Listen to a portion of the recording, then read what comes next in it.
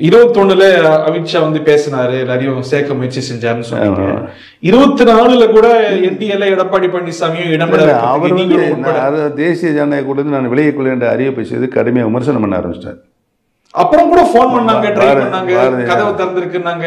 பாரதிய ஜனதா கட்சியினுடைய தனிப்பட்ட முறையில் அந்த இயக்கத்தை விமர்சனம் செய்ய ஆரம்பித்தார். 4.5 ஆண்டு காலம் அனைத்து இந்திய அண்ணா முன்னேற்ற கழகத்தினுடைய ஆட்சி நிறைவாக எந்தவித இடர்பாடுகளுக்கும் இல்லாத ஆட்சி செய்ய முடிந்தது என்று சொன்னால் பாரதிய ஜனதா கட்சியுடைய ஆதரவு இருந்ததனால்தான். அப்படியா? ஆமாம், எல்லா திட்டங்களுக்கும் ஒன்றைக்கு அனுமதி. 11 மெடிக்கல் காலேஜ் எங்கேயாவது கேள்விப்பட்டிருக்கீங்களா? இன்றைக்கி எல்லா ஒரு 4 மாவட்டங்கள் இல்லாமல் பாக்கி எல்லா மாவட்டத்திலையும் மெடிக்கல் காலேஜ். போய் நிதியை கட்டினா உடனே நிதி, அதுக்கு இடர்பாடே கிடையாது. அதில் அவங்க இந்த ஆட்சி ஸ்மூத்தா நடக்கிறதுக்கு எல்லா உதவியும் செஞ்சாங்க.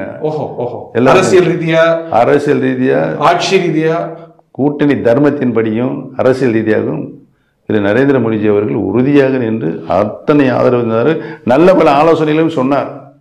உதாரணத்துக்கு இந்த மாதிரி இல்ல நிறைய ஆலோசனை சொன்னாரு. தனிப்பட்ட முறையில் எங்களை அழைச்சு ஏன் உறவு முடிஞ்சது அதிமுக பாஜக? அவர் தானே கேட்கணும். உங்க அனுமானம் என்ன? அவர் தானே பொதுச்செயலா இருந்தார். உங்க அனுமானம் என்ன? எதனால? தவறான முடிவு, அது தவறான முடிவு சார். யார் தலைமை இருக்கக்கூடாது என்ற நிலையெல்லாம் மாறி எல்லாத்தையும் போட்டு கட்டிக்க ஊற்றிட்டு இப்போ எப்படி இதை கூடிய நிலை நிறுத்துறது? யாராலும் செய்ய முடியாத ஒரு சூழ்நிலை உருவாக்கி என்னதான் தீர்வுன்னு கருதுறீங்க?